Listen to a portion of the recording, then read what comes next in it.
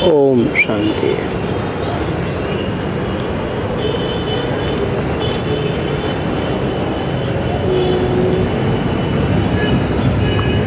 अट्ठाईस दिसंबर 1967 को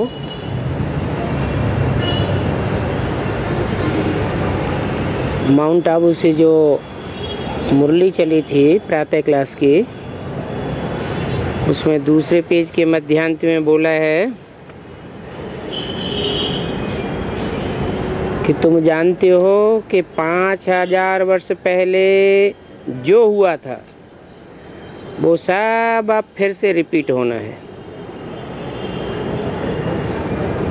तो तुम बच्चों को इस बात को सुनकर कितनी खुशी होनी चाहिए। क्यों खुशी होनी चाहिए? क्योंकि शास्त्रों में विद्वान आचार्यों ने तो कल्प की आयो, चतुर्युग की आयो, लाखों वर्ष कह दी है, और तुम्हारी बुद्धि में अब आ जाता है कि 2500 वर्ष की तो सिर्फ हिस्ट्री मिलती है। हिस्ट्री कहा जाता है जिसके प्रूफ और प्रमाण मिलते हो मनुष्यों को, और 2500 वर्ष की हिस्ट्री मिलती ही नहीं। जो हिस्ट्री नहीं मिलती है वो है ईश्वरीय राज्य, दैवीय राज्य, और जिसकी हिस्ट्री मिलती है वो है आसुरी मनुष्यों का राज्य। जब से इब्राहिम, बुद्ध, क्राइस्ट, गुरु नानक आए, तब से ये मानवीय सृष्टि, मनुष्य गुरुओं की सृष्टि में दुख का राज्य शुरू हुआ। उस दुख के राज्य की हिस्ट्री मिलती है, लेकिन ईश्वर ने आकर के जो स्वर्ग का राज्य स्थापन किया था उसकी कोई हिस्ट्री नहीं मिलती। जैसे दिन और रात बराबर बराबर होते हैं, आधा समय दिन और आधा समय रात होती है, ऐसे ही ये ज्ञान का सवेरा 2500 वर्ष चलता है। इसे ज्ञान का दिन कहें, और 2500 वर्ष अज्ञान की रात चलती है। इस तरह टोटल मिलकर के 4 युगों में 5000 वर्ष की सृष्टि है। मोहनजोदड़ो हड़प्पा की जो खुदाई हुई थी उसमें भी जो पुरानी चीज़ें मिली हैं वो 5000 वर्ष पुरानी से ज़्यादा कोई चीज़ नहीं मिली। महाभारत युद्ध के लिए भी कहते हैं आज से 5000 वर्ष पहले महाभारत युद्ध हुआ, भगवान आया था और भगवान ने आकर के गीता ज्ञान सुनाया। उसे गीता ज्ञान सुन करके पांडवों ने स्वर्गारोहण किया।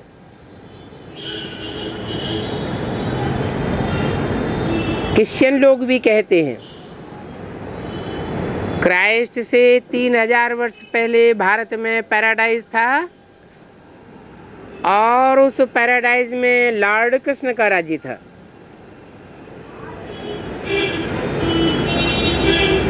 तो शास्त्रों में ये लाखों वर्ष कैसे कह दिया? और शास्त्रों में एक बात भी नहीं है, अनेक प्रकार की बातें हैं।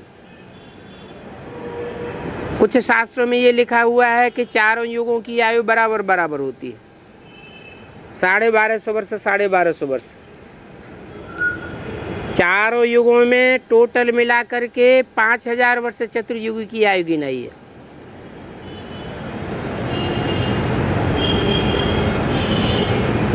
फिर एक गलती कर दी कि देवताओं के जो एक दिन है वो उन्होंने मल्टीप्लाई कर दिया 365 दिनों से।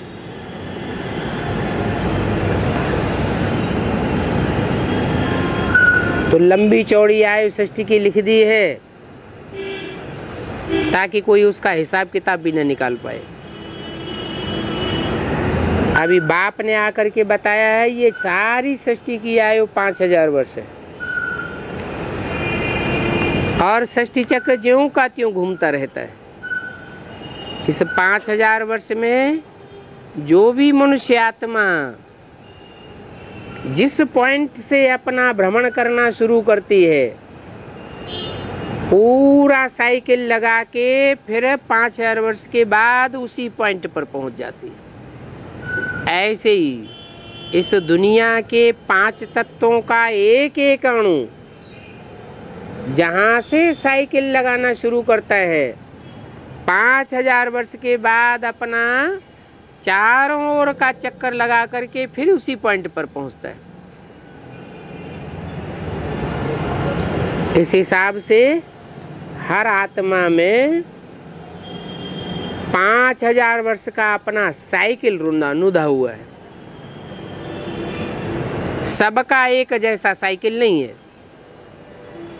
कोई आत्मा छोटा चक्कर लगाती है, कोई आत्मा बड़ा चक्कर लगाती है। जैसे आसमान के सितारे हैं, वो सितारे तो जड़ सितारे हैं, और ये हैं आत्मा के चैतन्य सितारे।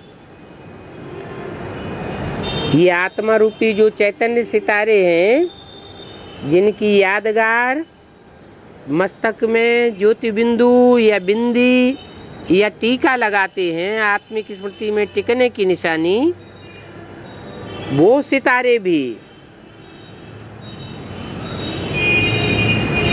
कोई छोटा चक्कर लगाते हैं 5000 वर्ष के ड्रामा में, और कोई बड़ा चक्कर लगाते हैं। कोई सितारे ध्रुव तारे के नजदीक नजदीक घूमते हैं तो उनका चक्कर छोटा होता है, और जो ध्रुव तारे से बहुत दूर हैं उनका चक्कर बड़ा हो जाता है। कहने का मतलब ये हुआ कि हर आत्मा का अनेक जन्मों का पार्ट फिक्स है। तो तुम बच्चों की बुद्धि में तो ये खुशी की पारावार चढ़ जाना चाहिए कि हर 5000 वर्ष के बाद हम स्वर्ग में जाते हैं 2500 वर्ष के लिए, और दूसरे धर्म की आत्माएं वो स्वर्ग नहीं भोगती जो अपने धर्म की पक्की होती है। तुम जानते हो हेवनली गॉडफादर हेवन की स्थापना करने के लिए आए हैं, और जो धर्म पिताएं हैं उनको हेवनली गॉडफादर नहीं कहेंगे। क्यों? क्योंकि वो जब आते हैं तो दुनिया में नरक और बनता जाता है, बढ़ता जाता है, यह नरक खत्म हो जाता है। आज से 2500 साल पहले इब्राहिम आए, उसके बाद नरक और गहराता गया। बुद्ध आए, क्राइस्ट आए, उसके बाद और नरक बढ़ गया। बने ये नर रूपी जो धर्म पिताएं हैं, उनके आने से इस दुनिया में नरक बनता है, और हेवनली गॉडफादर के आने से इस दुनिया में स्वर्ग बनता है। तो बाप आए ही हैं हेवन की स्थापना करने और हेल का विनाश करेंगे। आजकल तो जिनके पास पैसे बहुत होते हैं तो समझते हैं हम तो अभी ही स्वर्ग में बैठे हैं, बाकी जो गरीब हैं उनके लिए समझते हैं वो नरक में बैठे हैं। अरे स्वर्ग और नरक इकट्ठे कैसे हो सकते? जैसे रात और दिन इकट्ठा नहीं हो सकता। रात होगी तो रात होगी, दिन होगा तो दिन होगा। ऐसे ही जहाँ स्वर्ग होता है वहाँ दुख का नाम निशान नहीं होता, और जहाँ नरक होता है वहाँ सुख का नाम निशान नहीं होता।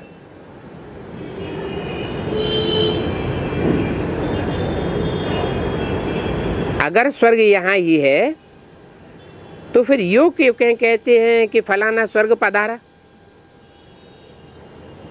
फिर ये कहाना है तो झूठा हो जाता है कि स्वर्ग पधारा, माना यहाँ स्वर्ग नहीं है, जरूर नरक में था तब तो कहते हैं स्वर्ग में पधारा।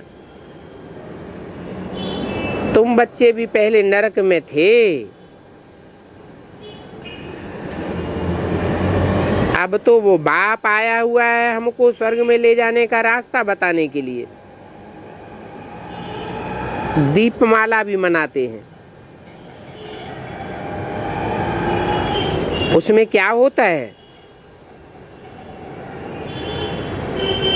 ये दीप आत्मा रूपी दीपकों की निशानी है।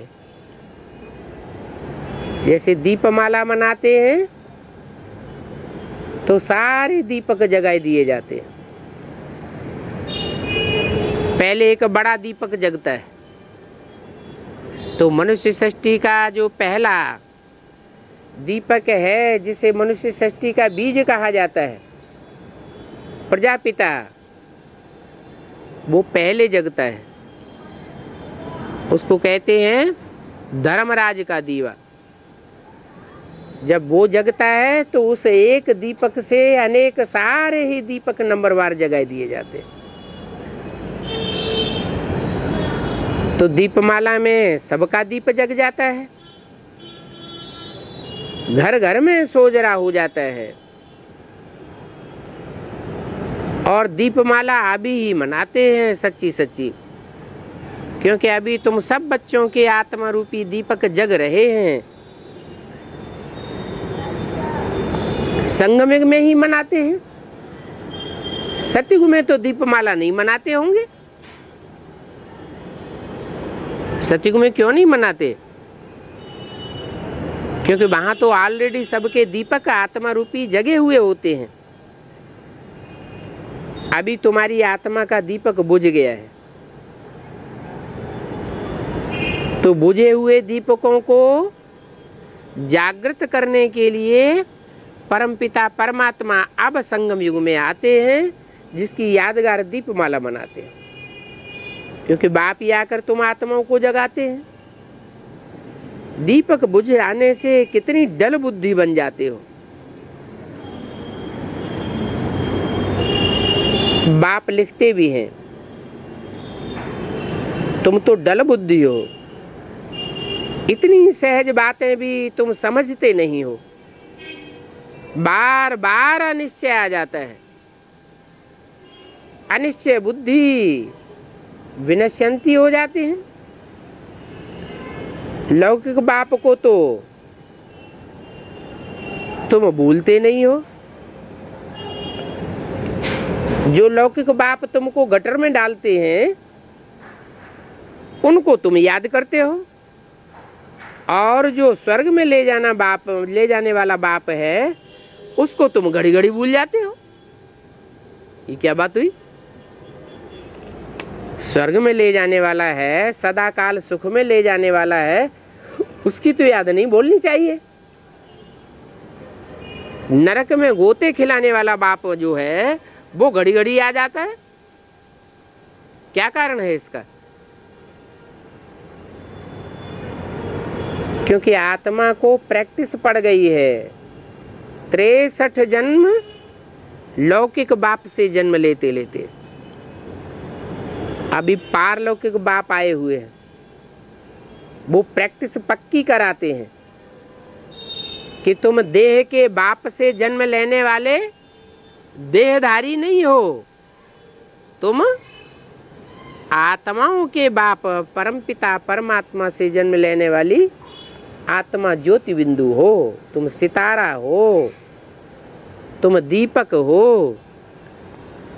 तो ये बुद्धि में सदा याद रहना चाहिए।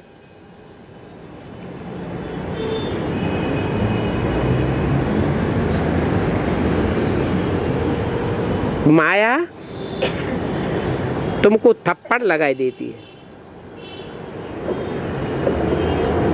थप्पड़ लगाए देती है तो गिर जाते हो। इसलिए बहुत खबरदार रहना है।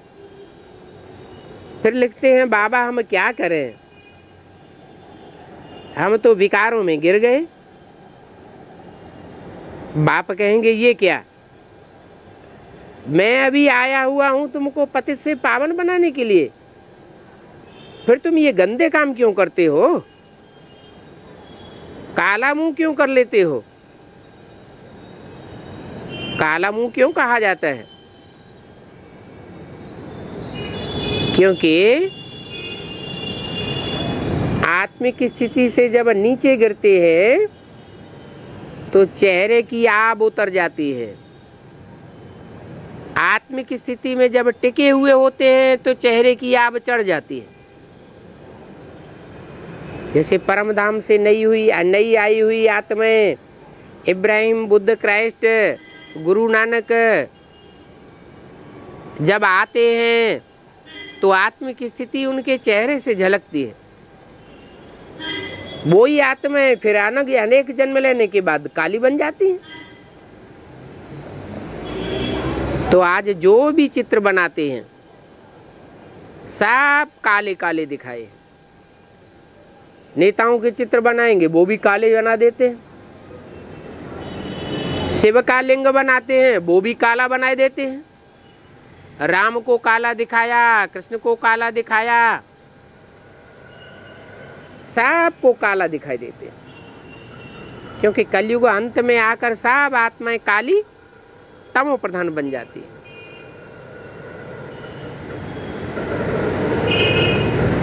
तो काला मुंह करते हैं तो काला मुंह करते करते काले हो जाते हैं। फिर बाबा कभी ऐसा काला मुंह करने वालों का नाम नहीं लेते हैं। कह देते हैं वो तो मर गया, 5वीं मार से नीचे गिर गया। ऐसे बहुत गिरते हैं। तो ये हार और जीत होती है ना। जितना समर्थ बाबा है रावण भी उतना ही समर्थ है।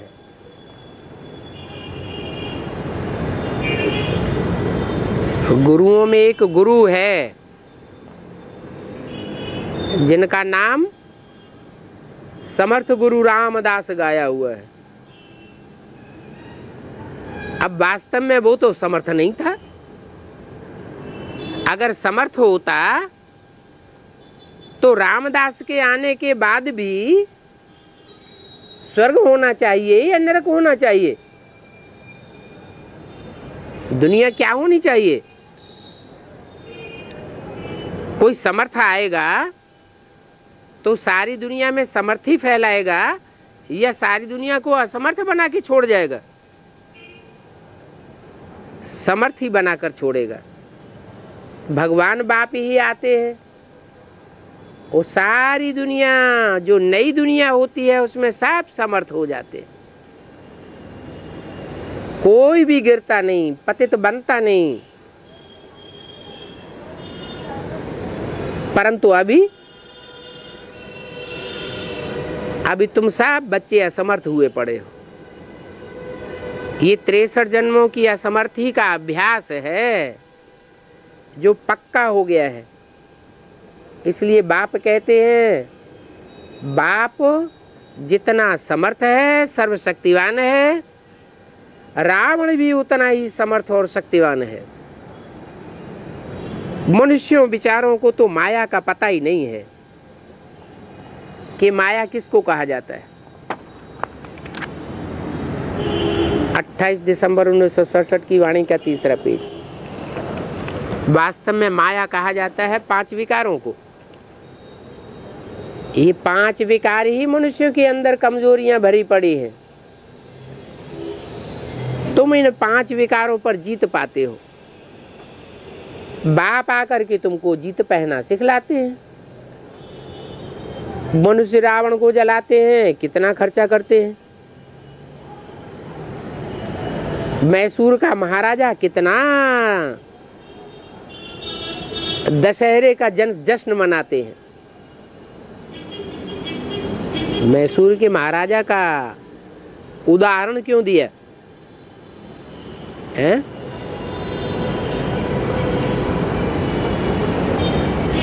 महाराजा मैसूर का उसका उदाहरण क्यों दिया? मैसूर का अर्थ क्या हुआ? मैं सूर्य।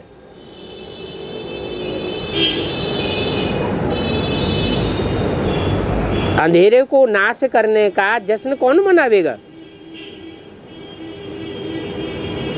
सूर्य तो मनावेगा। सूर्य आता है तो अंधेरा खत्म हो जाता है। ये भी माया के द्वारा फैलाया हुआ अंधियारा है। ये अंधियारा फैलाने वाला कौन? जरूर कहेंगे ये गुरु लोग। तो ये गुरु लोग ही जैसे कि माया रावण के 5 सिर हैं, जिन्होंने इतना अंधियारा फैलाया हुआ है। इनका नारा है अंधियारा कायम रहेगा, और बाप आते हैं तो अंधेरे की दुनिया खलास कर देते हैं। तो मैसूर का महाराजा दशहरा कितनी धूमधाम से मनाते हैं, परंतु अर्थ कुछ भी नहीं जानते कि मैसूर में ही इतना धूमधाम से मैसूर के महाराजा के ज़माने में ये दशहरा क्यों मनाया जाता था। अब समझ में आता है। क्या समझ में आया है? क्या समझ में आया कि सूर्यवंशी जो महाराजा होता है वो जब संसार में प्रत्यक्ष होता है तो प्रैक्टिकल में रावण 5 विकारों को ध्वंस करने का प्रैक्टिकल पार्ट बजाता है। फिर दिखाते हैं भगवान राम ने बंदरों की सेना ली,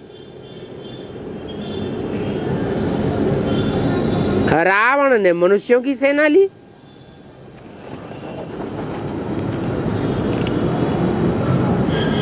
राम को बंदर ही मिले और रावण को मनुष्य मिल गए। कैसी कैसी वंडरफुल बातें बनाई दी है कहाँ की यादगार? संगम की यादगार है। वास्तव में कलयुग के अंतिम जन्म में इस सृष्टि पर मनुष्य आत्माएं हैं कोई, जो पहले सूर्यवंशी 16 कला संपूर्ण देवताएं थे।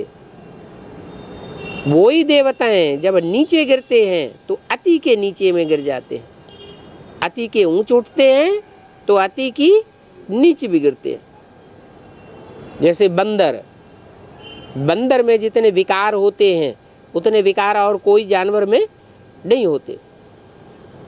तो बंदरों की सेना की बात नहीं है, बंदर जैसे मनुष्यों की बात है। मनुष्य तो बड़े मूर्ख बेसमझ बन गए हैं, जो समझते हैं कि राम ने वास्तव में जानवर बंदरों की सेना ली होगी।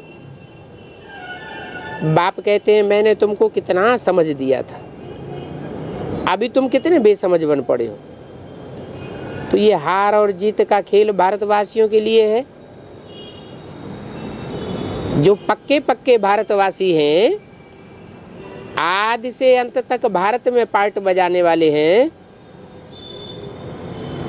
अपने देवी देवता सनातन धर्म के पक्के हैं,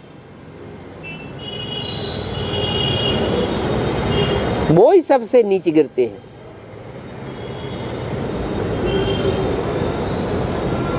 उन्हीं की जीत होती है जब बाप आते हैं, और उन्हीं की हार भी सबसे जास्ती होती है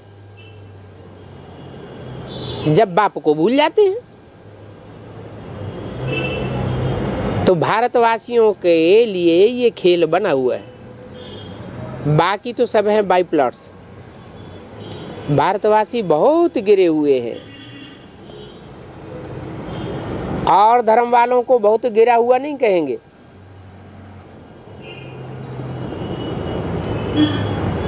क्रिश्चियंस के लिए नहीं कहेंगे बहुत गिरे हुए हैं, बुद्धि बहुत भ्रष्ट है। न वो ज्यादा पतित बनते हैं और न ज्यादा पावन बनते हैं। तुम भारतवासी ही सबसे जास्ती पावन भी बनते हो, और भारतवासी ही सबसे जास्ती पतित भी बनते हो। देवताएं थे, परंतु अभी तो देवी देवता सनातन धर्म प्रायः लोप हो गया है, देखने में भी नहीं आता। बाबा बड़ की झाड़ का मिसाल भी देते हैं, सारी ही टाल टालियां खड़ी हुई हैं, जो मूल जड़ है उसका कुछ पता ही नहीं लगता। बाप समझाते हैं आदि सनातन देवी देवता धर्म का फाउंडेशन अब नहीं रहा, और धर्मों का फाउंडेशन पक्का दिखाई देता है। जैसे बनियन ट्री में जो और बाद में पैदा हुए बाई प्लॉट जड़ें हैं वो देखने में आती हैं, उनके तने देखने में आते हैं, परंतु जो मूल थोड़ा है वो गायब हो गया, तो फाउंडेशन खलास हो गया।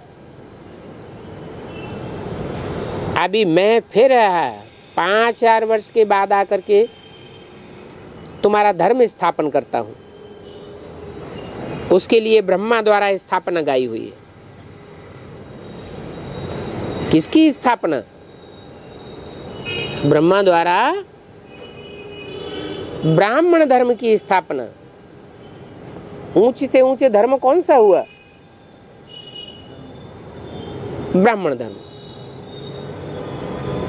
परंतु ब्राह्मणों की राजाई नहीं होती है। जो पक्के ब्राह्मण बनते हैं उनकी धारणाएं पक्की हो जाती हैं, उन्हीं को पक्का ब्राह्मण सो पक्का देवता कहा जाता है।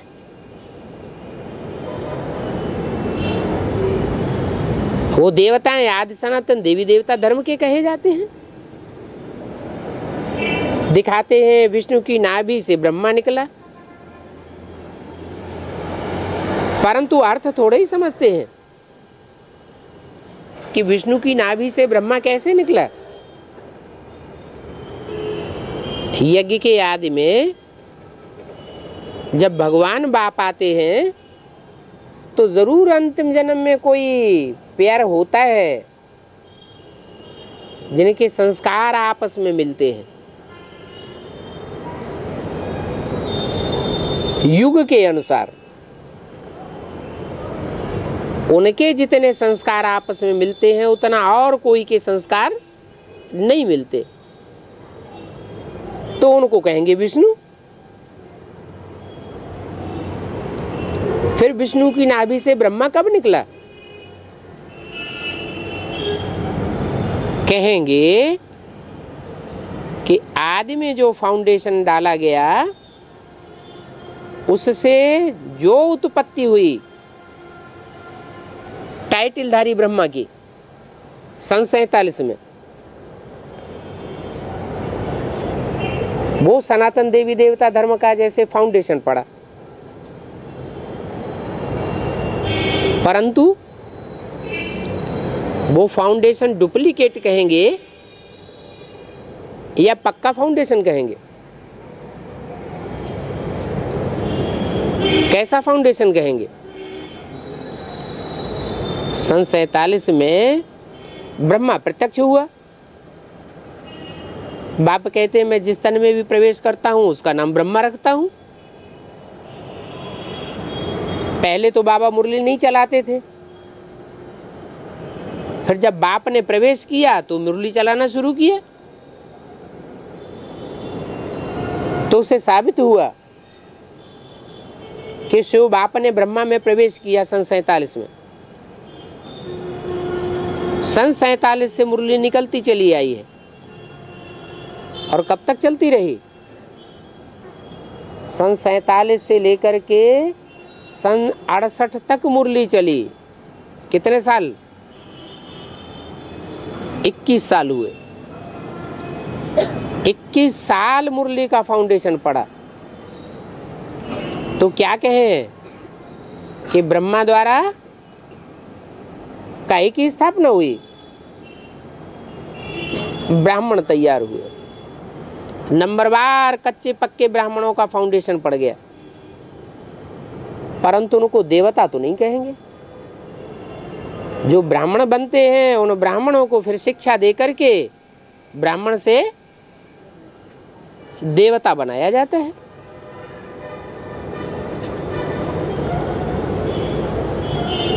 तो वो तो अर्थ नहीं समझते हैं कि विष्णु की नाभि से ब्रह्मा कैसे निकला।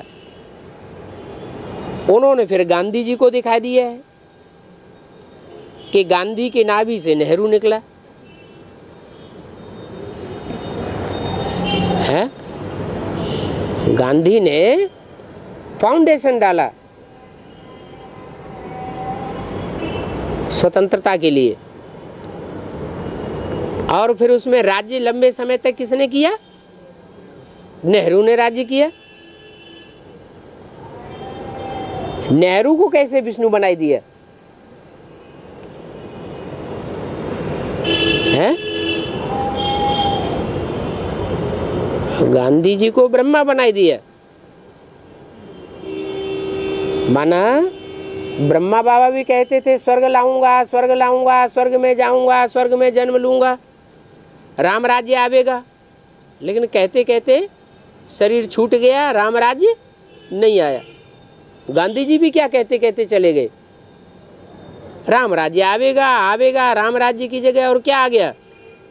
रावण राज्य आ गया। नेहरू गद्दी पे बैठे, उन्होंने ढेर सारी प्लानिंग निकाल दी। एक बार प्लानिंग, दो बार प्लानिंग, हर पाँच साल के बाद नई नई प्लानिंग।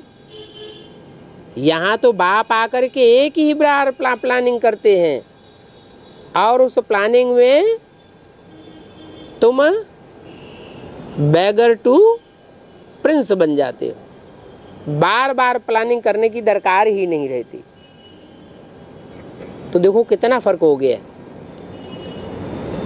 तो बाप कहते हैं ये दुनिया इरिलीजियस है। दिखाते हैं नेहरू की नाभि से शास्त्री निकला। क्या?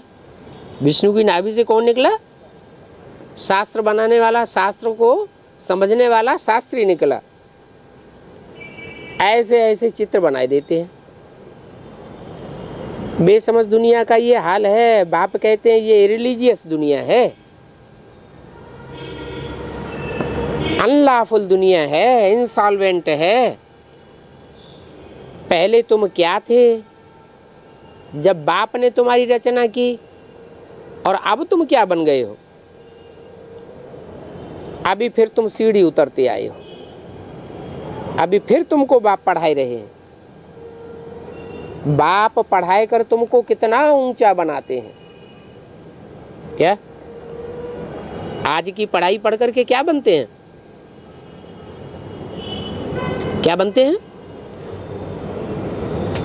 आज जो पढ़ाई पढ़ाई जा रही है स्कूलों में, कॉलेजों में, यूनिवर्सिटीज में, तो क्या बनते हैं? हैं? नौकर बनते हैं। नौकर पेशा ही तो बनते हैं, राजा तो नहीं बनते। और बाप आकर क्या बनाते हैं? राजा बना देते हैं। नौकर पेशा का एक चाहे कितना भी ऊंचा ऑफिसर हो, फिर भी उसे कोई न कोई के अंडर में काम करना पड़े। और राजा, राजा चाहे छोटा हो और चाहे बड़ा हो, राजा के ऊपर तो कोई और कंट्रोल करने वाला होता नहीं। तो बाप आकर के तुमको कितना स्वतंत्र बनाते हैं। मनुष्य नरक बनाते हैं, नर बनाते हैं नरक। और स्वस्थिति में सदैव रहने वाला बाप आकर के तुमको स्वर्ग की दुनिया में ले जाते हैं। बाप पढ़ाई रही है, यह दादा भी पढ़ते हैं। कौन हुआ दादा? हैं? दादा किसको कहा जाता है? बड़े भाई को दादा कहा जाता है। नई सृष्टि जब सतयुग की शुरुआत होती है तो पहला पहला बच्चा, पहला पहला सृष्टि रूपी वृक्ष का पत्ता कौन होता है? कृष्ण। वही कृष्ण अंतिम जन्म में आकर के दादा लेखराज ब्रह्मा के रूप में जन्म लेता है।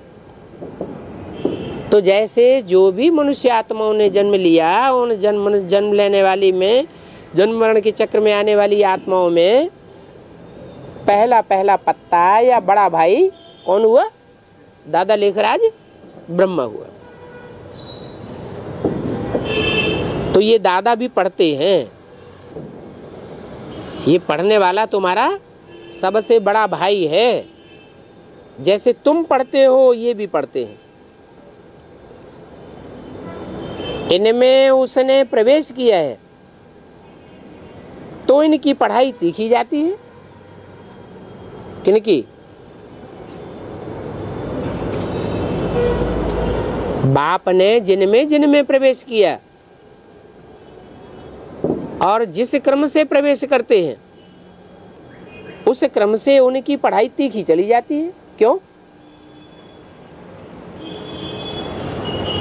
पहले पहले राम में प्रवेश होता है, बाद में कृष्ण की सोल में प्रवेश होता है।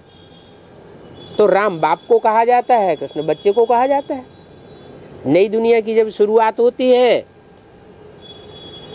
तो राम के द्वारा राम राज्य की स्थापना कही जाती है और कृष्ण बच्चा जन्म लेता है, वो 16 कला संपूर्ण कहा जाता है।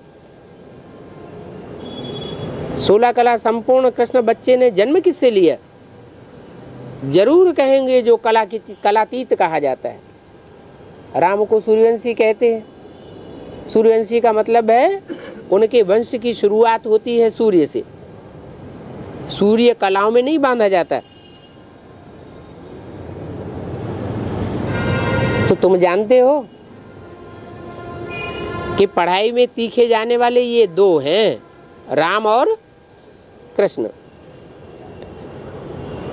जो जितना पुरुषार्थ करते हैं वह उतना ऊंचा बनते हैं। तो ये भी पढ़ाई है। तुम जानते हो शिव बाबा ब्रह्मा द्वारा पढ़ाते हैं। शिव बाबा को ही याद करना है, उनकी याद से तुम हेल्दी बन जाते हो,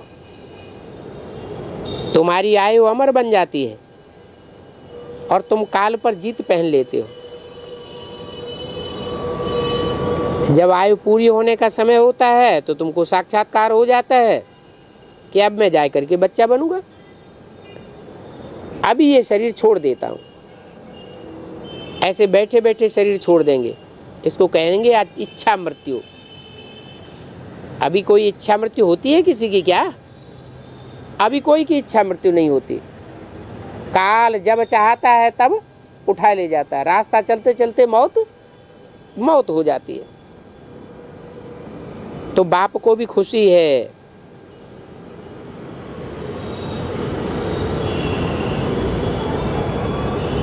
इन बाबा को भी खुशी है कि मैं जाकर के बच्चा श्री कृष्ण बनूंगा।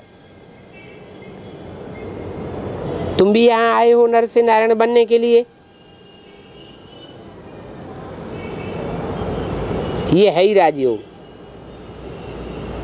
राजयोग क्या है? नर से नारायण बनाने वाला, नर से प्रिंस बनाने वाला नहीं है। क्या डायरेक्ट नर से तुम नारायण बनते हो। साथ में प्रजायोग भी है, राजयोग भी है। और जो राजयोग की पूरी पढ़ाई नहीं पढ़ते हैं तो प्रजा में चले जाते हैं, तो प्रजा योग भी है। प्रजा किसे कहा जाता है? जा माने जन्म लेना, प्रा माना प्रकृष्ट रूप से। जो मुख्य रूप से जन्म लेता है उसको कहा जाता है प्रजा। बच्चा जन्म लेता है बाप से तो उसकी प्रजा हो गई। बाप कहा जाता है, घर का राजा कहा जाता है, और जो भी घर के बच्चे हैं वो उसकी प्रजा हो गई। तो सतयुग में जो कृष्ण बच्चा पैदा होगा और उसको जन्म देने वाला बाप होगा,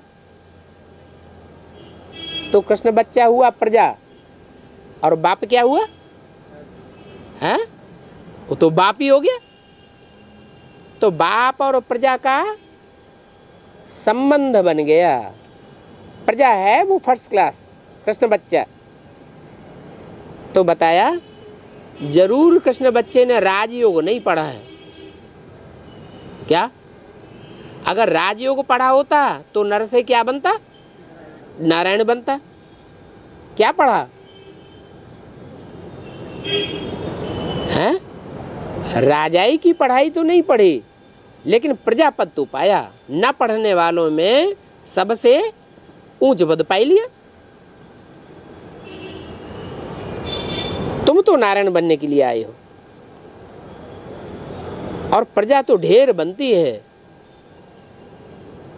ऐसे नहीं कि एक कृष्ण ही प्रजा वर्ग में बनेगा। बाप के बच्चे तो ढेर के ढेर होंगे। कल पहले जो स्थापना हुई थी वो ही होगी। जो यहाँ के हैं उन्हों को तीर लग जाता है। यहाँ के हैं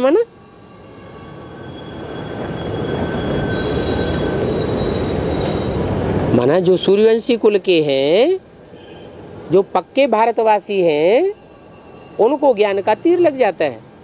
जो पक्के भारतवासी नहीं होते उनको ज्ञान जल्दी बुद्धि में बैठता नहीं है। बाप से वर्षा लेने का पुरुषार्थ करते हो कौन? जिनको तीर पक्का लग जाता है ज्ञान का, वो बाप से वर्षा लेने का पुरुषार्थ करते हैं। और जिनको बाप का तीर नहीं लगता, वो फिर बाप से वर्षा लेते लेते और धर्मों या धर्म पिताओं से प्रभावित हो जाते हैं। बाबा ये सब बातें समझा कर नर से नारायण बनने लायक बनाते हैं। इनको ही सच्चा सत्संग कहेंगे। बाकी तो सब है लत संग। क्यों? क्योंकि इस दुनिया में, झूठ की दुनिया में सब झूठे हैं। एक बाप ही सच्चा है जिसे ट्रुथ गॉड फादर कहा जाता है। एक सच्चा और बाकी सब झूठे। कहते हैं गुरु अनेक और सदगुरु एक। तो सदगुरु से सत्संग होता है, और मनुष्य गुरुओं से सत्संग नहीं कहा जा सकता। भक्ति मार्ग में है उतरती कला, इसलिए वो सत्संग नहीं है।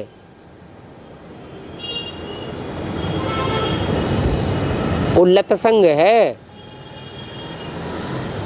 उसमें क्या करते हैं? एक दूसरे को नीचे गिराते रहते हैं लात मारकर, और बाप आते हैं तो तुमको ऊंचा उठाते हैं। अभी बाप कहते हैं मैंने तुमको सतो प्रधान बनाया। अब सोचो कि तुम सतो प्रधान से तमो प्रधान बनकर नीचे कैसे गिरे? कैसे गिरे? सोचो कैसे नीचे गिरे? बाप के सत्संग से तुम ऊंचे उठे। एक सत्य है, उसके सत्य के संग से, सत्य की याद से तुम ऊंचे उठे। और अनेक हैं झूठे, उन अनेकों की याद से तुम नीचे गिरे। जरूर इन गुरुओं ने, सन्यासियों आदि ने तुमको नीचे गिराया है। ये खुद भी झूठे हैं, और तुम उनके संग के रंग में आते हो तो तुम भी झूठे बन जाते हो। तो वो हैं ही गिराने वाले। खुद भी सीढ़ी उतरते आए हैं और तुमको भी सीढ़ी उतार देते हैं। चढ़ती कला तो तुम्हारी सिर्फ अभी संगम युग पर होती है, और कोई युग में होती नहीं। आधा कल्प भक्ति करते, वेद शास्त्र आदि पढ़ते, तुम नीचे उतरते चले आए। फिर जब अंत होता है तो बाप आकर तुमको पढ़ाते हैं। तो मनुष्य गुरुओं से पढ़ाने से, मनुष्य गुरुओं के पढ़ाने से तुम नीचे गिरते हो, और बाप के पढ़ाने से तुम ऊंचे चढ़ते हो। कल्प पहले ही बाप आकर के बाप से पढ़ते हैं। जिन्होंने कल्प पहले पढ़ा होगा वो पढ़ेंगे। जो ब्राह्मण बनते नहीं हैं वो फिर देवता भी नहीं बनेंगे। पहले क्या बनना पड़े? ब्रह्मा की औलाद ब्राह्मण बनना पड़े। ब्राह्मण बना नहीं है, पवित्र रहा नहीं है, तो देवता बन ही नहीं सकता। शूद्र जो होंगे वो कब देवता बन न सके। नारद का मिसाल भी है। उसने कहा हम लक्ष्मी को वर सकते हैं, तो उनसे बोला गया तुम अपनी शकल तो देखो शीशे में। शीशा कौन सा है? ज्ञान का दर्पण ही शीशा है। यहां भी तुमको बाप बंदर से मंदिर लायक बनाते हैं, तो घड़ी घड़ी अपनी ज्ञान दर्पण में शक्ल देखना चाहिए कि हम बंदर से मंदिर लायक बने हैं। ये दुनिया वैश्यालय है। अब उनको शिवालय बाप बनाते हैं। बाप कहते हैं दिन प्रतिदिन मैं तुमको नई बातें समझाता रहता हूं।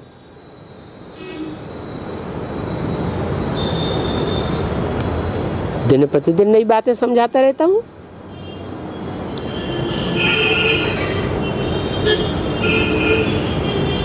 अड़सठ के बाद कहेंगे नई बातें समझाता हूं। ब्रह्मा के तन से शरीर छोड़ दिया, शरीर तो छूट गया। पहले बाप आकर के मुरली तो चलाते थे, नई नई बातें सुनाते थे। उसके बाद क्या कहें कि बाप ने नई बातें सुनाना बंद कर दिया।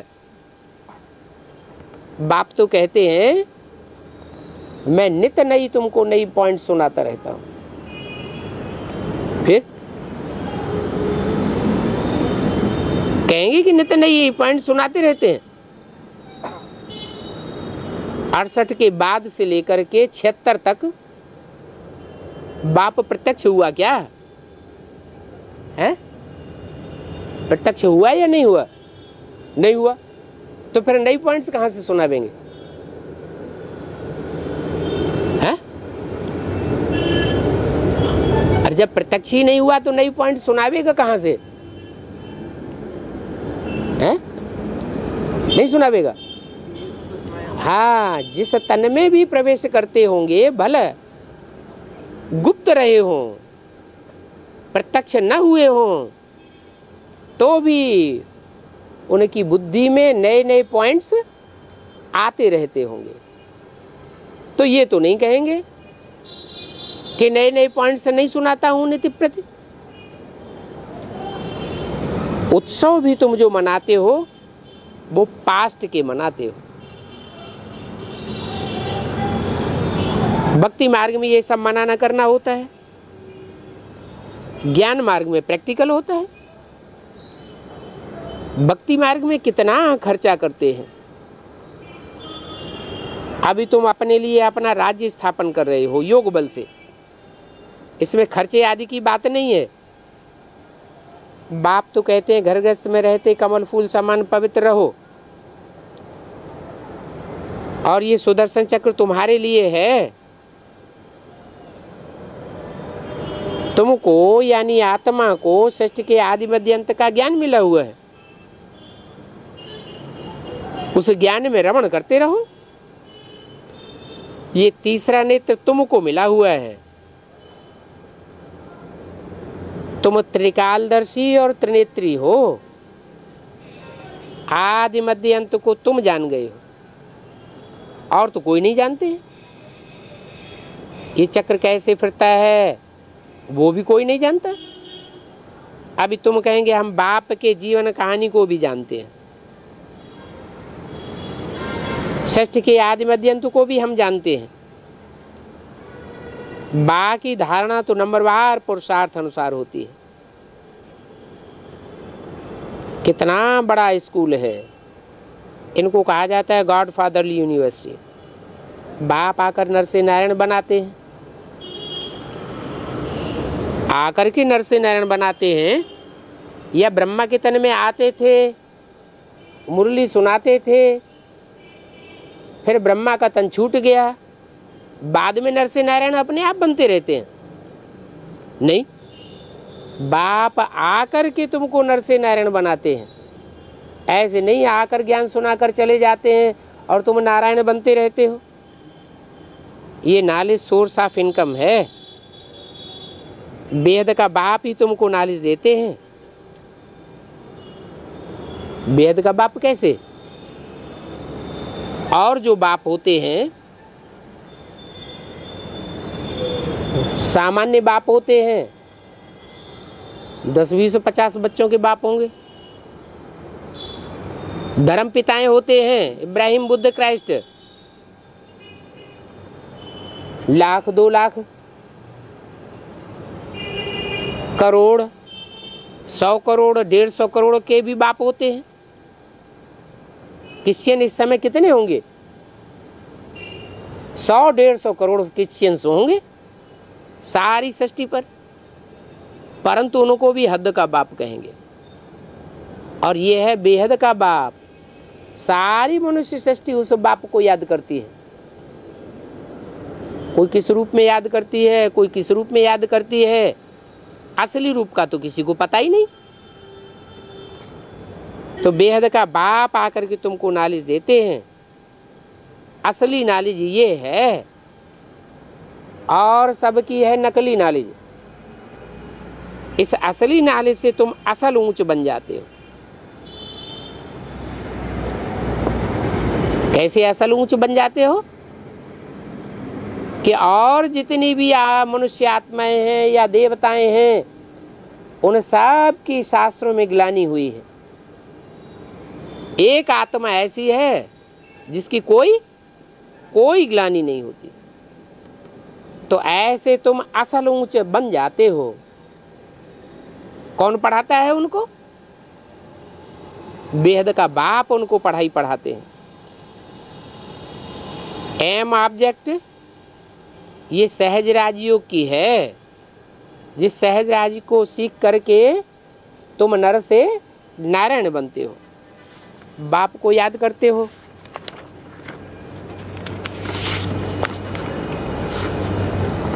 बाप को याद करते करते तुम एवर हेल्दी बन जाते हो। याद से आयु भी बढ़ती है और याद से हेल्थ भी बढ़ती है। आत्मा रूपी बीज जितना पावरफुल बनता जाएगा, वृक्ष भी उतना पावरफुल बनता है। 28 दिसंबर 1967 की वाणी का 4था पेज। तो नई दुनिया सतयुग में तुम्हारी आयु कितनी बड़ी थी?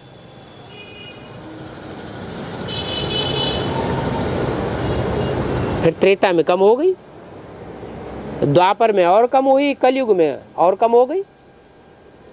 कलयुग में अभी 30-40 वर्ष एवरेज आयु दिखाते हैं। तो सतयुग में तुम एवर हेल्दी थे। फिर सीढ़ी उतरते उतरते पावन से पतित बनते आए हो।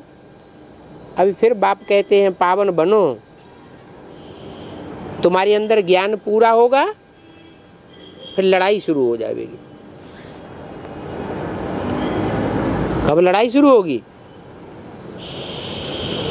जिनको जितना ज्ञान उठाना होगा उतना ज्ञान उठाए लेंगे, उसके बाद लड़ाई शुरू हो जाएगी। तुम जितना याद की यात्रा में दौड़ी पहनेंगे उतना तुम्हारा कल्याण होगा। यह ईश्वरीय रेस है। जो बहुत याद में रहेंगे वो बहुत आगे जाएंगे। ये ह्यूमन अश्व दौड़ है। बाप कितना अच्छी रीति समझाते हैं। तुम्हारे ऊपर अभी बृहस्पति की दशा है। दशाएं होती है ना, मंगल की दशा, राहु की दशा, शनि की दशा। सबसे अच्छी से अच्छी दशा है बृहस्पति की दशा। नाम ही है बृहस्पति, वृक्षपति। ये षष्ठी रूपी वृक्ष है ना, उसका कोई तो पिता है। पिता कहो, पति कहो, बात तो एक ही है। तुम बच्चे हो, वृक्षपति बाप है ना। मनुष्य सृष्टि का बीज रूप है वृक्षपति। शास्त्रों में उनको प्रजापति नाम दे दिया है। वो तो संपन्न स्टेज की यादगार है। वास्तव में अभी का नाम क्या है? प्रजापिता। इनको बृहस्पति कहा जाता है। तुम्हारे ऊपर ये दशाएं फिरती रहती हैं। कभी तुम बृहस्पति की दशा में आ जाते हो, कभी राहु की दशा बैठने से विकार में गिर जाते हो। माना जो 9 ग्रह है ना, वो 9 ग्रह ब्राह्मणों की 9 कुरियों से कनेक्टेड हैं। ब्राह्मणों की जो 9 कुरियां गाई हुई हैं, वो 9 कोई ऋषि हुए हैं, जिन ऋषियों मुनियों के नाम पर ये 9 कुरियां बनी हैं। उनमें ऊंच ते ऊंच कुरी है, जिनका मुखिया है बृहस्पति।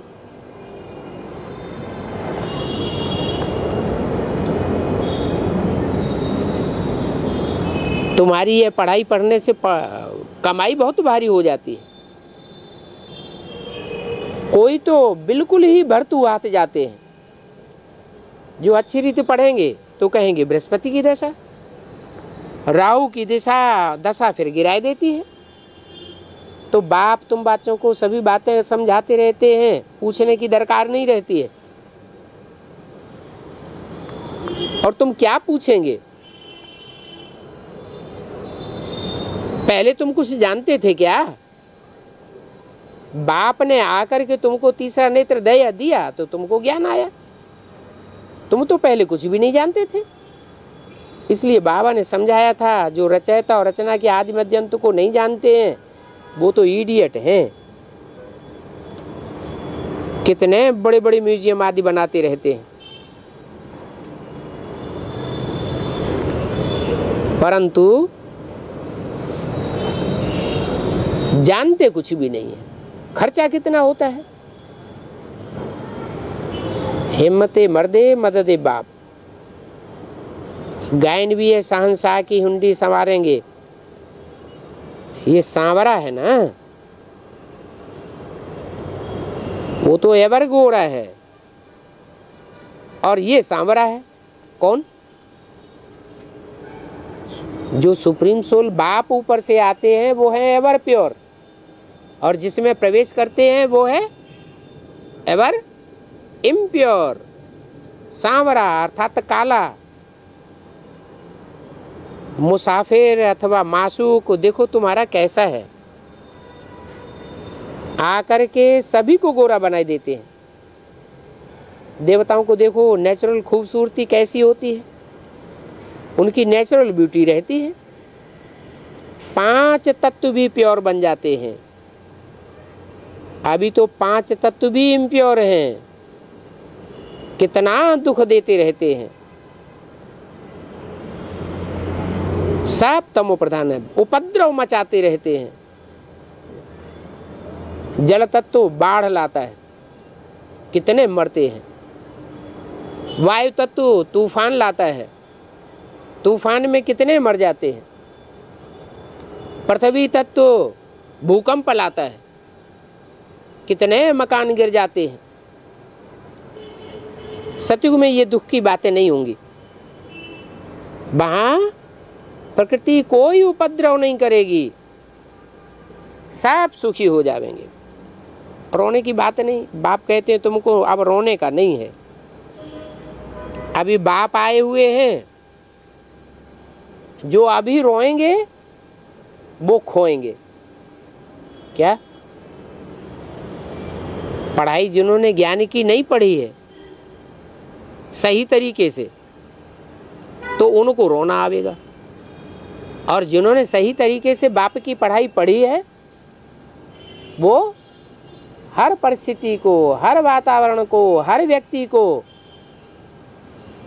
अपने में समाये लेंगे, एडजस्ट कर लेंगे। दुख का नाम निशान नहीं आना चाहिए। तुम 5000 वर्ष के बाद बाप से वर्षा लेते हो।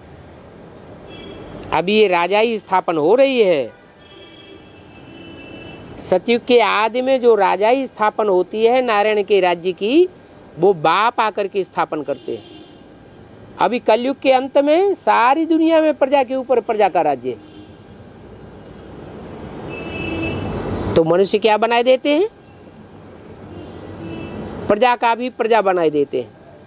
और बाप क्या बनाते हैं? राजाओं का भी राजा महाराजा बनाए देते हैं।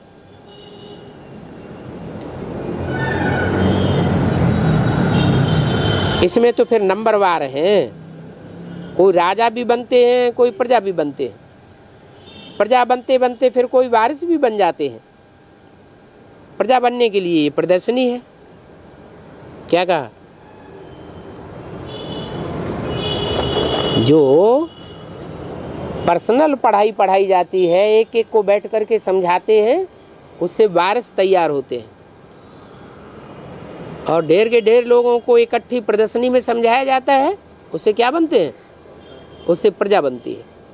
जिन्होंने बहुत भक्ति की होगी वो तो बहुत चटक पड़ेंगे।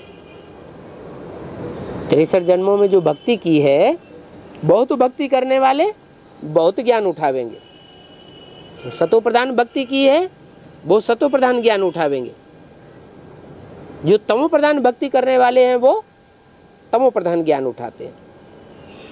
तमो प्रधान भक्ति किसे कहा जाता है? अनेकों मूर्तियां, अनेकों चित्र, अनेकों को याद करते रहते हैं, तो वो हो गई बेविचारी पूजा, तमो प्रधान भक्ति। तुम तो एक बाप को याद करते हो। एक को याद करेंगे तो अब बेविचारी बनेंगे, या अनेकों को याद करेंगे तो अब बेविचारी बनेंगे? एक को याद करने से तुम अब बेविचारी बुद्धि बन जाएंगे। तुम्हारे घराने के जो होंगे वो ही आवेंगे। कोई आकर के चले जाते हैं, फिर आ जाते हैं। चले जावेंगे तो जावेंगे कहाँ? हट्टी तो एक ही है, तुम खर्चा करके अखबारों में भी डाल सकते हो। आगे चलकर जब तुम्हारा प्रभाव निकलेगा तो फिर आगे आप ही अखबारों में डालते रहेंगे, तुमको पैसा देने की भी दरकार नहीं पड़ेगी। अभी तुम्हारी ये चढ़ती कला सुखधाम में भी जाए, समय पास होता है, थोड़ा थोड़ा करते करते तुम सीढ़ी नीचे उतरते आते हो, अंत में बाप आकर चढ़ती कला कर देते हैं। सर्व का सदगति दाता एक ही बाप है। कहते हैं वर्ल्ड में पीस हो जावे। अब पीस तो निराकारी दुनिया में होती है, ऐसा साकारी दुनिया में, अशांति की दुनिया में पीस कैसे स्थापन हो जाएगी? यहाँ तो पार्ट बजाना है। सत्य को नई दुनिया में एक धर्म एक राज्य था, पीस, प्योरिटी, प्रॉस्पेरिटी थी, एक भाषा थी, एक धर्म था, एक राज्य था, लड़ाई आदि की कोई बात नहीं। योग बल से तुम ऐसा राज्य लेते हो, तुम कोई को भी कह सकते हो शिव बाबा निराकार है। क्या शिव बाबा जैसे निराकार है, वो धर्म पिताएं भी जब सात्विक स्टेज में आते हैं, सब धर्म अपने धर्म को सात्विक स्टेज में स्थापन करते हैं, तो वो भी कैसी स्टेज में होते हैं? वो भी निराकार स्टेज में होते हैं। बाप कहते हैं अभी माम एकम याद करो, और सब देह अभिमानी बन चुके हैं। मैं एक ही हूँ जो निराकारी स्टेज वाला हूँ। देह सह देह के सब धर्मों को छोड़ो। तुम बच्चे बृहस्पति की दशा को लेकर के आए हो पढ़ने के लिए, जितना पढ़ेंगे उतना नंबरवार पुरुषार्थ अनुसार पास होंगे। बच्चे अच्छे पढ़ते हैं तो बाप भी खुश होते हैं, टीचर भी खुश होते हैं। सपूत और कपूत बच्चे तो होते हैं ना। इस समय बाप तुमको देही अभिमानी बनाते हैं, और कोई जन्म में तुम देही अभिमानी नहीं बनते हो। आत्मा जो पतित बनी है उनको पावन बनना है। शिव बाबा को कहते हैं नाम रूप से न्यारा है, तुमको भी नाम रूप से न्यारा बनना है। शरीर का भान छोड़ दो तो नंगे वापस जावेंगे। तुम ही पतित बने हो, तुमको ही पावन बनना है। अच्छा, मीठे मीठे सिकिल दे बच्चों प्रति रूहानी बाप व दादा का याद प्यार। Good morning. रूहानी बाप की रूहानी बच्चों को नमस्ते। ओम शांति।